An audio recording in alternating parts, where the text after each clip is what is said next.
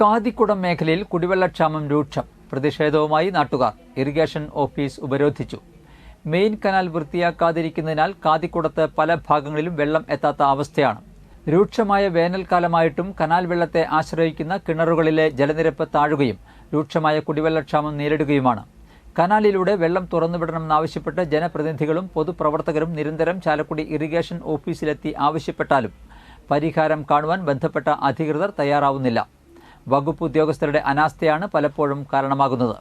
ചിലയിടങ്ങളിൽ കനാൽ നിറഞ്ഞ് വെള്ളം കവിഞ്ഞൊഴുകുമ്പോൾ പലയിടത്തും വെള്ളം കൃത്യമായി എത്തുന്നില്ല.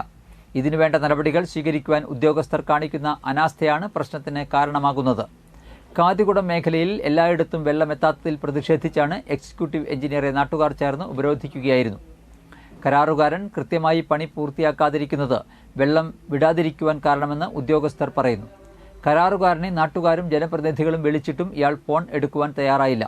ഇതിനെ തുടർന്ന് വ്യാഴാഴ്ച രാവിലെ മുതൽ ജോലിക്കാരെ വെച്ച് ബ്രാഞ്ചിൽ കനാൽ വൃത്തിയാക്കുവാനും വൈകുന്നേരത്തിനുള്ളിൽ വെള്ളം തുറന്നുവിടുവാൻ assistant executive engineer PM Vincent എഞ്ചിനീയർക്ക് നിർദ്ദേശം നൽകി.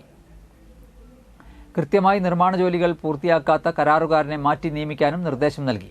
പ്രതിഷേധ സമരത്തിന് block vice president Leena Davis, panchayat അംഗം Liji Anilkumar, Thomas I Kannath, Biju Kathikudam, Joy Thomas, Sojan Meleduth, Biju Pulikkan, KR Vijayan, CS Joseph, Jio George എന്നിവർ നേതൃത്വം നൽകി.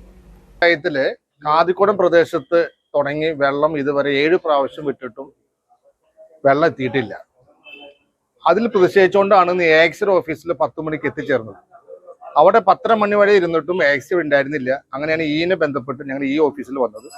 ഈയും AXR എയും തമ്മിൽ സംസാരത്തിന്റെ വെളിച്ചത്തിൽ നാളെ വൈകുന്നേരത്തിനുള്ളിൽ കാതിക്കുടം ഭാഗത്തുള്ള മേജർ ഇറിഗേഷന്റെ കനാല് ശുദ്ധീകരിച്ച് വൃത്തിയാക്കി മറ്റന്ന വെള്ളം എത്തിക്കുന്നതിന് വേണ്ട ക്രമീകരണങ്ങൾ നടത്താമെന്നാണ് ഈ ഇപ്പോൾ ഉറപ്പ് തന്നിട്ടുള്ളത്.